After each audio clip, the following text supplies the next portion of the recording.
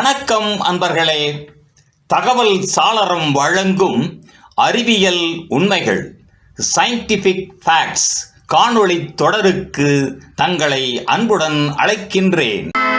எரிமலை எப்படி பொறுக்கும் நம் நெருப்புக்கு இனுமா உறக்கம்?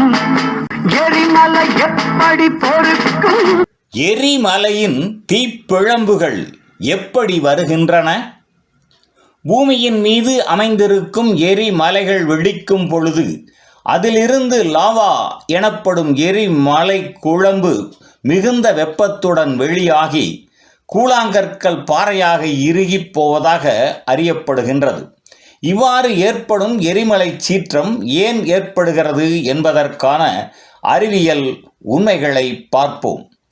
பூமியின் தரையிலிருந்து சுமார் 100 கிலோமீட்டர் ஆழம் வரை மண்ணும் மலைகளும் பாறைகளும் அமைந்திருக்கும் வேளையில் அதற்கும் கீழாக 140 கிலோமீட்டர் ஆழம் வரை மேக்மா என அழைக்கப்படும் நெருப்பு குழம்பானது வாயுக்கள், அமிலங்கள், சிலிக்கான் அடங்கிய பொருளாக கனன்று கொண்டே இருக்கின்றது. பூமிக்கு அடியில் இதன் அருகில் இருக்கும் கெட்டியான பாறைகள் நெருப்பின் வெப்பத்தினால் உருகி இந்த நெருப்பு குழம்பில் சேரும் பொழுது அதன் அளவு அதிகரித்து அழுத்தம் அதிகமாகின்றது.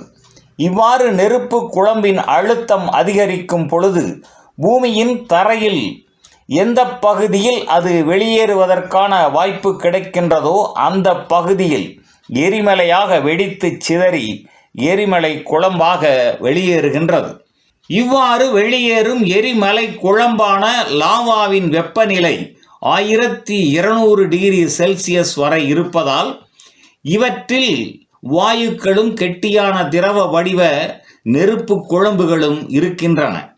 இவை எளிதில் வெள்ளம் போல் உருண்டு செல்லும் தன்மை கொண்டிருப்பதால் நெருப்பு குழம்பானது நீரோடை போன்று நீண்ட தூரம் பாய்ந்து படிந்த பின்னர் பூமியின் மேற்பரப்பின் வெப்பநிலைக்கு ஏற்ப குளிர்ந்து திடப்பொருளாகி பாறையாக இறுகிவிடுகின்றது.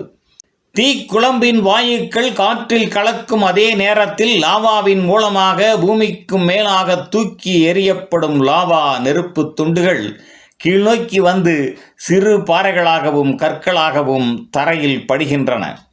எரிமலையின் வெடிப்பிலிருந்து வெளியாகும் லாவா தரையில் படிந்த பின்னர் அதன் தன்மை மற்றும் அளவிற்கு ஏற்ப எரிமலை குண்டு, கற்கள், மணல், சாம்பல் என வகைப்படுத்தப்படுகின்றன. பூமியின் மைய உட்பகுதியில் சூடாகி கொதித்து கொண்டே இருக்கும் இந்த நெருப்பு குழம்புகள் பூமியின் எந்தெந்த பகுதியில் வெளியேறும் வாய்ப்பு உள்ளது என்பதை நிலவியல் அறிஞர்கள் கண்டறிந்து உள்ளனர். நன்று நண்பர்களே. தகவல் சாளரம் வழங்கும் அறிவியல் உண்மைகள் தொடரின் பெரிதொரு காணொளியில் மீண்டும் சந்திப்போம். நன்றி, வணக்கம்.